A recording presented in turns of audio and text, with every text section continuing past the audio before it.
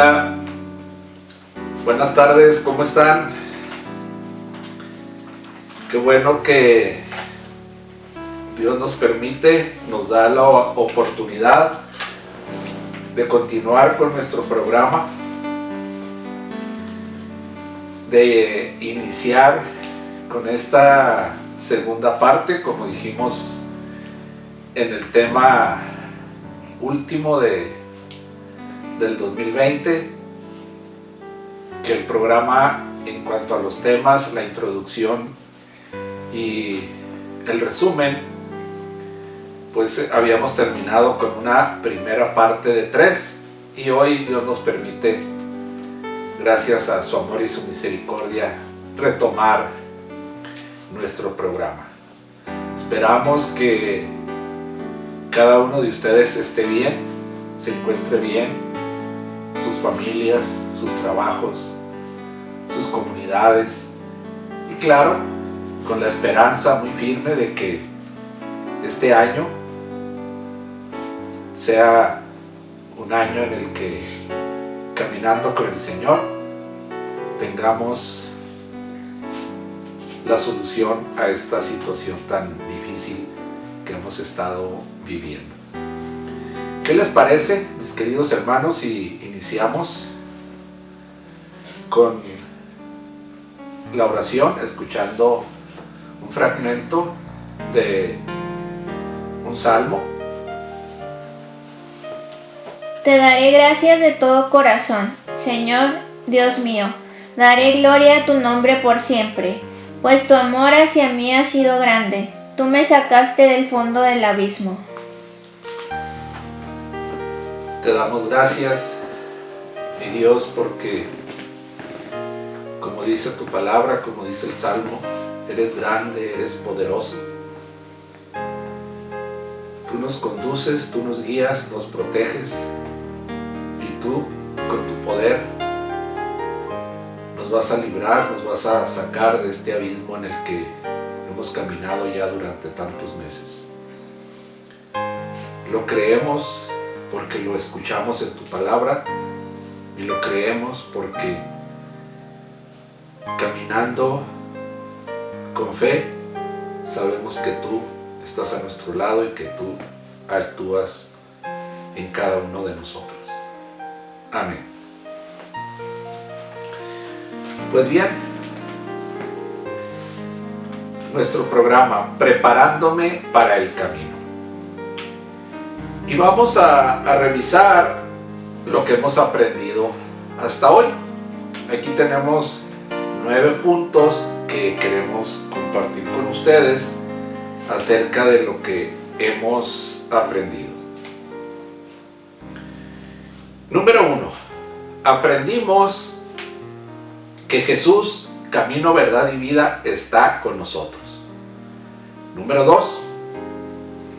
Aprendimos que Jesús está en nuestra vida porque Dios nos ama. Él ha tomado la iniciativa, nos buscó, nos encontró, nos rescató. ¿Por qué?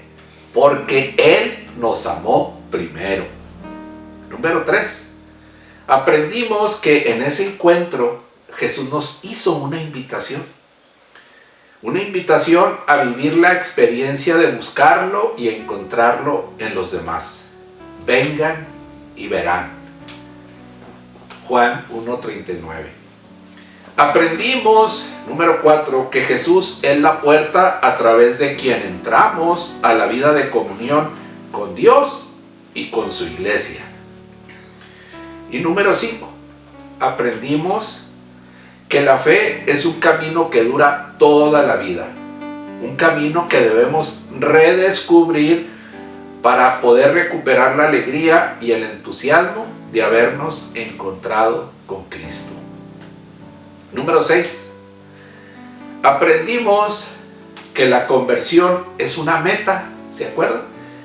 Y que debemos alcanzar esa meta con compromiso y sacrificio. Bien, esto lo aprendimos en el documento Misericordia Vultus, número 14. Número 7. Aprendimos que la misericordia no tiene límites y que debemos perdonar porque nosotros hemos sido perdonados primero. Número 8. Aprendimos que Jesucristo es la plenitud de la vida. Él es el buen pastor que quiere comunicarnos su vida y se pone al servicio de la vida. Número 9. Aprendimos, y esto es algo bien importante con lo que estábamos cerrando la primera parte, aprendimos que solo Jesús tiene palabras de vida eterna. Muy bien, mis queridos hermanos, y pasamos a nuestro quinto tema, la vida virtuosa. Es el tema de hoy. ¿Qué quiere decir esto de la vida virtuosa? Bueno, pues lo vamos a ver. Y primero que nada, después de este recorrido que hemos hecho por los principales temas del querigma, podemos concluir sin ninguna duda que a raíz de nuestro encuentro con Jesús, la vida de fe y conversión que vivimos y que llamamos vida nueva, es la vida a la que Dios nos ha llamado en Cristo. Y es una vida nueva que vivimos en pequeña comunidad, que vivimos en el servicio parroquial y que vivimos dando testimonio de ella en los diferentes ambientes en los que nos movemos, ya sea familia, escuela, trabajo, etc. Aquí cabe reflexionar en la situación actual que estamos viviendo. Fíjese que en estos días, en estas situaciones tremendas, escuchamos a mucha gente decir, esto es muy común, que mucha gente dice, ¿dónde está Dios? ¿Dónde está Dios? Desafortunadamente, mis queridos hermanos, Dios está exactamente donde mucha gente lo ha puesto, fuera de sus vidas, fuera de sus hogares, fuera de sus familias, fuera de su escuela, de su trabajo. Por lo tanto, mis queridos hermanos, nosotros, usted y yo, somos llamados a vivir esta vida nueva con fe, esperanza y amor. O lo que es lo mismo, debemos llevar una vida virtuosa. ¿Qué quiere decir esto? Que debemos llevar una vida practicando las virtudes. ¿Es este entonces un tema sobre las virtudes teologales? ¿Vamos a reflexionar sobre las virtudes teologales? No, vamos a hablar un poco solamente sobre las virtudes. Primero que nada, les queremos compartir, virtud viene de una palabra latina, vir, que significa fuerza, y a esto ya nos indica algo, fuerza. Número 2, hay dos tipos de virtudes. Hay virtudes humanas que, como su nombre lo dice, se alcanzan con las fuerzas humanas. Número 3, hay otro tipo de virtudes, que son las virtudes teologales. ¿Por qué se llaman así? A ver, alguien que me diga, a ver, alguien que levante la mano. Ándele, a ver usted, ahí veo que está levantando la mano. Muy bien, a ver, ¿cómo? Ándele, exactamente. Se llaman virtudes teologales, muy bien, porque son infundidas por Dios. Dios las infunde en nosotros. Y hay algo que debemos de remarcar, subráyelo. El desarrollo de una virtud, mis queridos hermanos, requiere necesariamente dos cosas. Eso les digo, subrayo. Primero, requiere tiempo. Segundo, requiere trabajo. Entonces, bien subrayado esto, el desarrollo de una virtud requiere necesariamente de tiempo y trabajo. Muy bien. ¿Y por qué, finalmente, número 5, por qué debemos vivir las virtudes? ¿Por qué debemos practicarlas? Porque decía San Gregorio de Niza, fíjese lo que decía, el objetivo de una vida virtuosa consiste en ser semejante a Dios. Nada más por eso. Llevemos una vida virtuosa, porque el objetivo de la vida virtuosa consiste en ser semejante a Dios. Entonces, mis queridos hermanos, esto quiere decir que viviendo con fe, sabremos principalmente que no vamos caminando solos. Acuérdense que vamos en un camino, preparándonos para el camino. Y viviendo con fe, sabremos que no vamos caminando solos, que Jesús nos acompaña en el camino. Y la invitación es a caminar con esperanza. Pues esta virtud, fíjese lo que nos dice el Catecismo de la Iglesia Católica en el número 1818.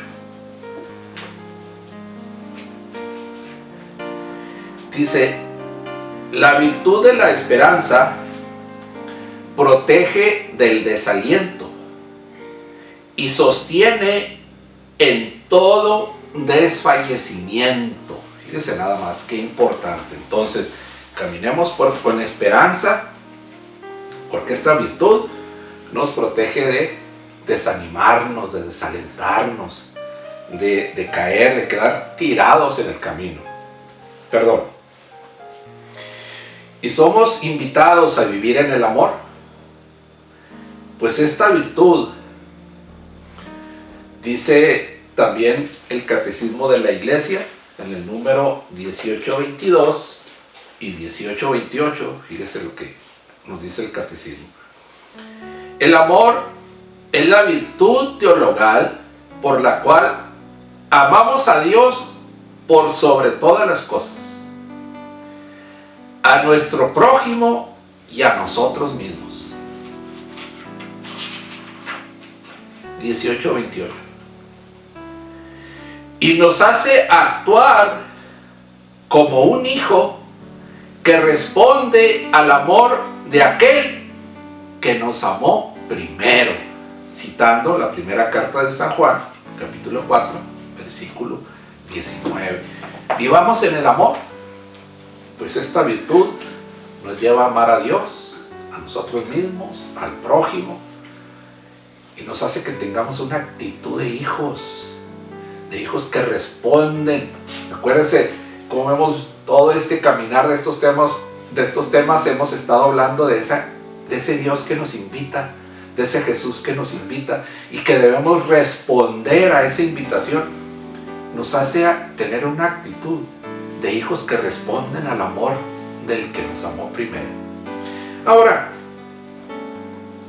echemos una mirada a la situación actual y reflexionemos. Dos preguntas.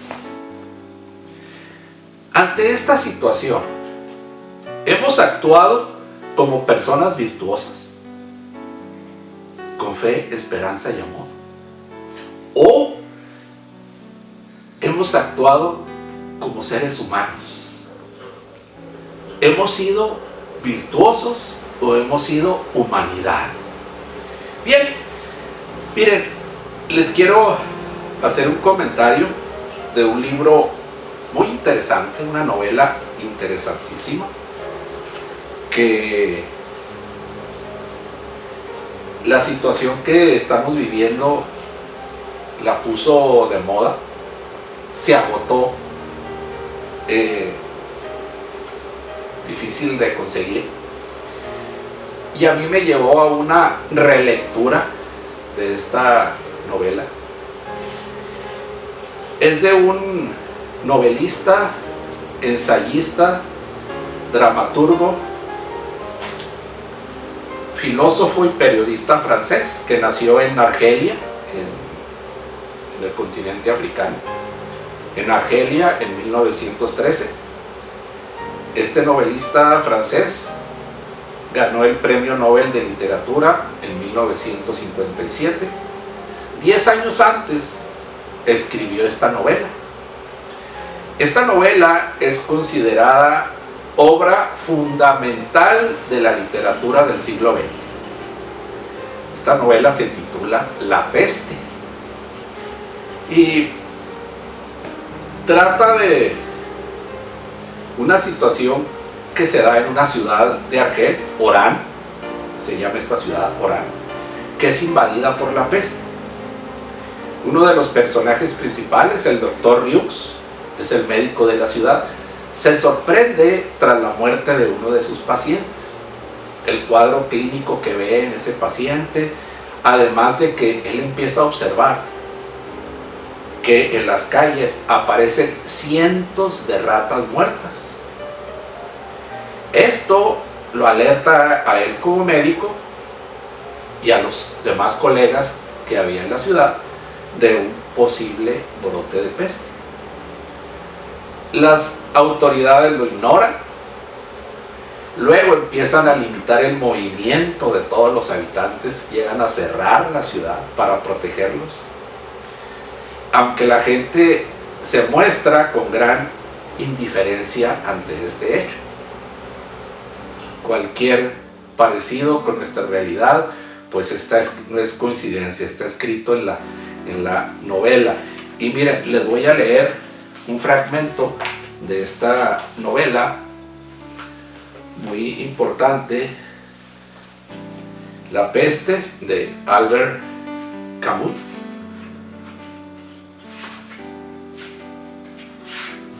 Aquí está. La palabra peste acababa de ser pronunciada por primera vez. En este punto de la narración, que deja a Bernard Rieux detrás de una ventana, se permitirá al narrador que justifique la incertidumbre y la sorpresa del doctor, puesto que, con pequeños matices, su reacción fue la misma que la de la mayor parte de nuestros conciudadanos. Las plagas, en este caso la peste, en efecto, son una cosa común, pero es difícil creer en las plagas aunque las vea uno caer sobre su cabeza. Como mucha gente todavía en estos momentos dice, no es cierto, ese virus no existe, no es cierto. Ha habido en el mundo tantas pestes como guerras, y sin embargo, pestes y guerras toman a las gentes siempre desprevenidas. El doctor Rieux estaba desprevenido como lo estaban nuestros ciudadanos, y por esto hay que comprender sus dudas. Por esto hay que comprender también que se callara, indeciso entre la inquietud y la confianza. Fíjense lo que dice a continuación. Cuando estalla una guerra, las gentes se dicen, esto no puede durar, es demasiado estúpido. Y sin duda, una guerra es evidentemente demasiado estúpida, pero eso no impide que dure. La estupidez insiste siempre. Uno se daría cuenta de ello si uno no pensara siempre en sí mismo. Nuestros conciudadanos a este respecto eran como todo el mundo. Pensaban en ellos mismos. Dicho de otro modo, eran humanidad. No creían en las plagas. La plaga no está hecha a la medida del hombre. Por lo tanto, el hombre se dice que la plaga es irreal. Es un mal sueño que tiene que pasar. Pero no siempre pasa. Y de mal sueño, el mal sueño son los hombres los que pasan. Nuestros conciudadanos no eran más culpables que otros. Se olvidaban de ser modestos. Pensaban que todavía todo era posible para ellos. Por lo cual, pensaban que las plagas también eran imposibles. Continuaron haciendo negocios, planeando viajes, teniendo reuniones. ¿Cómo hubiera podido pensar alguien que la peste suprime el porvenir? los desplazamientos de las personas, las reuniones. Se creían libres, pero nadie será libre mientras haya plagas. Aquí un punto bien importante, mis queridos hermanos. Dice el novelista, dice la novela, las personas eran humanidad, se comportaron con humanidad, no creían, seguían haciendo negocios, seguían planeando viajes, seguían teniendo reuniones, sin importarles nada. ¿Cómo nos hemos comportado? Usted y yo, nosotros, ¿cómo nos hemos comportado? Fíjese, una situación que vivimos en Juárez, se vivió en la ciudad vecina, El Paso, Texas, y por la información que nosotros vimos, la vivieron también ustedes en Georgia, las compras de pánico. ¿Qué trajo como consecuencia las compras de pánico? Un desabasto total. Si alcanzaste a ir a la tienda, alcanzaste artículos. Si fuiste al día siguiente, tiendas solas, un desabasto tremendo. ¿Qué otras cosas observamos? Irresponsabilidad, al no hacer caso de las indicaciones. Y todo esto, mis queridos hermanos, ¿qué es? Que al ser humanidad, al comportarnos como humanidad, dimos un espectáculo horroroso. ¿Por qué? Porque esta situación dejó al descubierto lo que realmente muchos traían en su corazón, dando un espectáculo horroroso. Y luego, mis queridos hermanos, lo lamentable de la convivencia familiar. Fíjense, les quiero compartir esto. La última junta de consejo parroquial que tuvimos de manera virtual, al estar compartiendo las situaciones, lo que estábamos haciendo de manera virtual cada comisión de la parroquia, una persona de la comisión de familia hizo un comentario que a mí me pareció pues fuera de lugar, como dice un hermano aquí en la parroquia, un comentario que me pareció patético. Esta persona dijo: les queremos pasar una información, se las vamos a hacer llegar, de un psicólogo que conseguimos, que va a estar atendiendo a las familias, porque ya están empezando a haber problemas en las familias, porque pues la pareja no están acostumbrados a pasar tiempo juntos, los papás, los hijos. Fíjese nada más, qué terrible. O sea, a mí me pareció algo patético conseguir un psicólogo en la comisión de la familia, cuando que debemos aprovechar esta situación para descubrir todas las variantes del amor en el seno familiar. Que hay problemas entre parejas, resuélvanlo con el amor conyugal. Que hay problemas entre padres con hijos porque los padres no están acostumbrados a estar tanto tiempo con los hijos tanto tiempo con los padres. Para eso está el amor paternal de los padres hacia sus hijos, comprenderlos para convivir. Que los hijos tienen problemas con los papás porque tanto tiempo con los papás en casa. El amor filial, que todo lo puede, que todo lo vence. Problemas entre hermanos, porque los hermanos no están acostumbrados a convivir, a estar tanto tiempo juntos. El amor fraterno, fraternal. Descubramos en esta situación estas variantes del amor que Dios ha depositado en el seno familiar. Y reflexionemos, ¿cómo vamos a ser después? Este es el punto importante. ¿Cómo seremos después? Se habla aquí en México de la nueva normalidad. Vamos a volver a la vida normal, pero una nueva normalidad ¿Qué será? ¿Cómo vamos a hacer? ¿Volveremos a la vida normal? ¿A seguir siendo los mismos? Desinteresados, egoístas, aislados. ¿Aprenderemos algo? ¿Habremos aprendido algo? Desgraciadamente, mis queridos hermanos, la historia, miles de años de historia nos enseña que los seres humanos no aprendemos. Miren, veamos tan solo el ejemplo de las guerras mundiales. A mitad del siglo pasado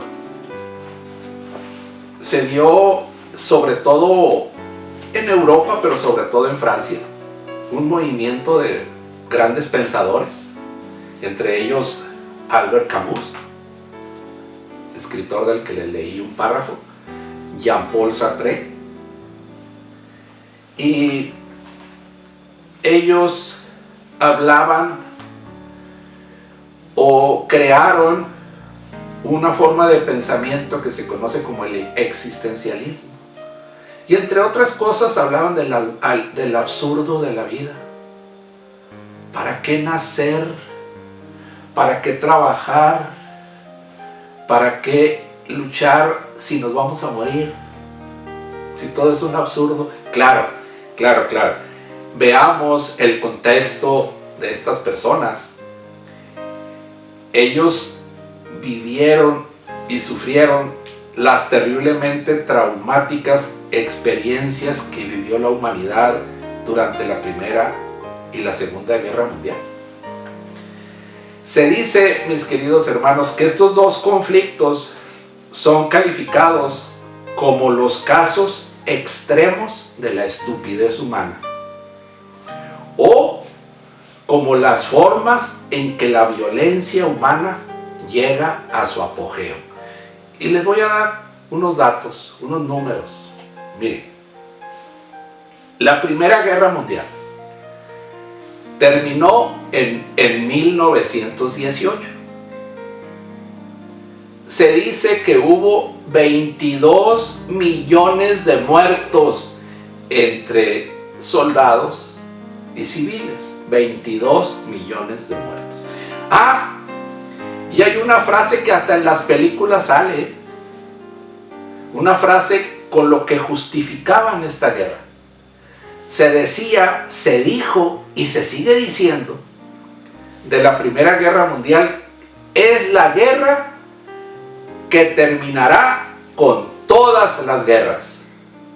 Oye, pero que están muriendo millones. Es la guerra que terminará con todas las guerras. Primera Guerra Mundial terminó en 1918. Segunda Guerra Mundial inicia en 1939. ¿Qué quiere decir esto, mis queridos hermanos? Que una termina y otra inicia, y han pasado tan solo 21 años. Un periodo de 21 años. Ni siquiera ha pasado una generación de personas. Quiere decir que los mismos que pelearon en la Primera Guerra Mundial, claro, que sobrevivieron, volvieron a pelear en la Segunda Guerra Mundial 21 años después. Cuando habían peleado en una guerra que iba a terminar con todas las guerras. Segunda Guerra Mundial. Más de 50 millones de muertos. Lo dijo la Virgen en Fátima a los pastorcitos, que se aparece en plena Primera Guerra. Dice, si la humanidad no entiende, va a haber otra peor. Si no entiende, no aprendemos, mis queridos hermanos. Fíjese, no había pasado una generación, 21 años después, otro conflicto tremendo. Como decía nuestro filósofo, pensador, cantautor José Alfredo Jiménez, nada me han enseñado los años, siempre caigo en los mismos errores. No aprendemos. Queridos hermanos, que no sea así entre nosotros, que tenemos vida nueva, que somos llamados a vivir esa vida nueva con la práctica de las virtudes. Aprendamos de esta experiencia para acercarnos en estos momentos de encierro, de soledad, acercarnos al otro, a Dios.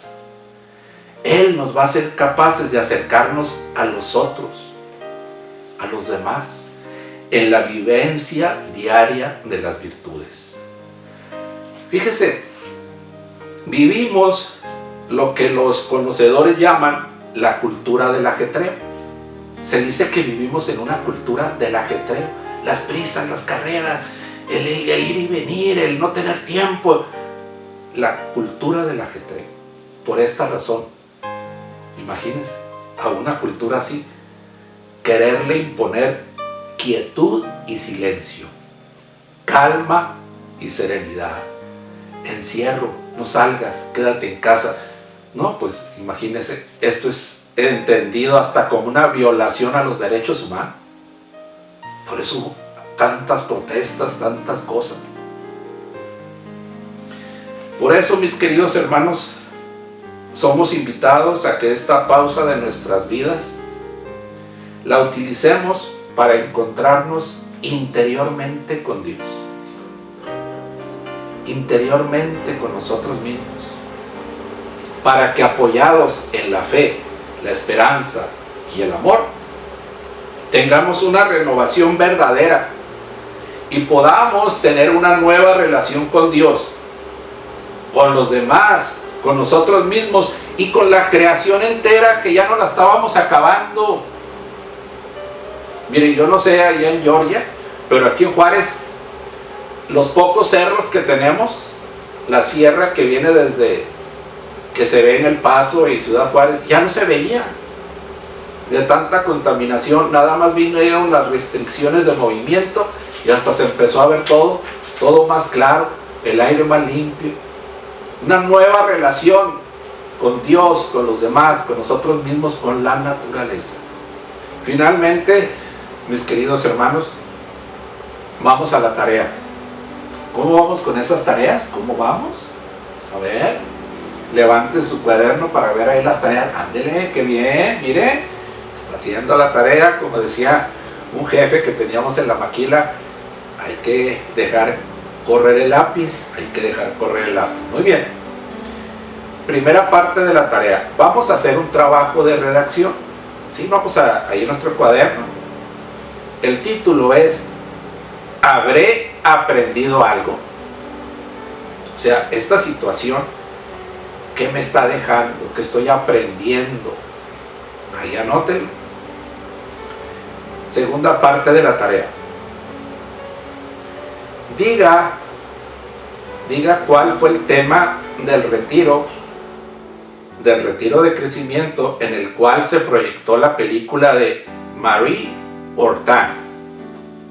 Diga cuál fue el tema de ese retiro en el que tuvimos esa película tan interesante. Muy bien, vamos a hacer nuestra oración. ¿Qué les parece?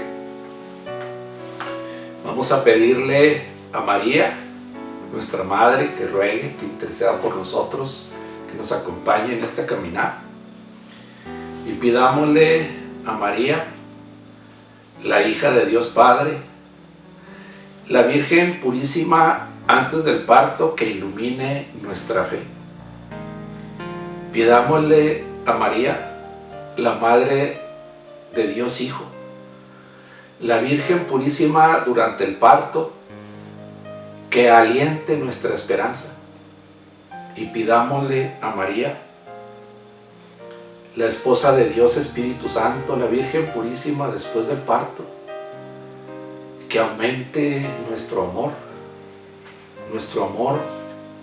hacia Dios, hacia los demás, hacia nosotros mismos, hacia nuestro planeta, hacia nuestra naturaleza.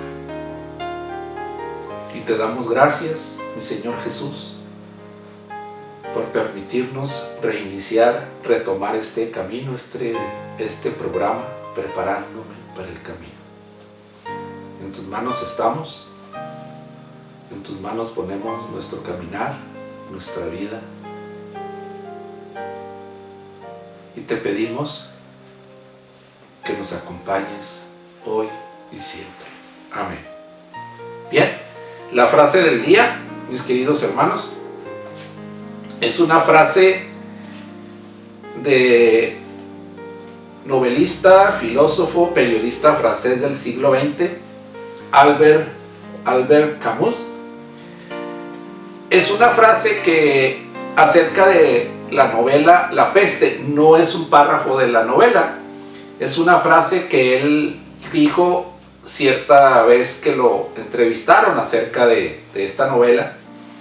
Él dijo esta frase: lo peor de la peste no es que mata a los cuerpos, sino que desnuda las almas, y ese espectáculo suele ser horroroso. Queridos hermanos, nos vemos dentro de 3 semanas. Que Dios los bendiga. Hasta luego. Bye.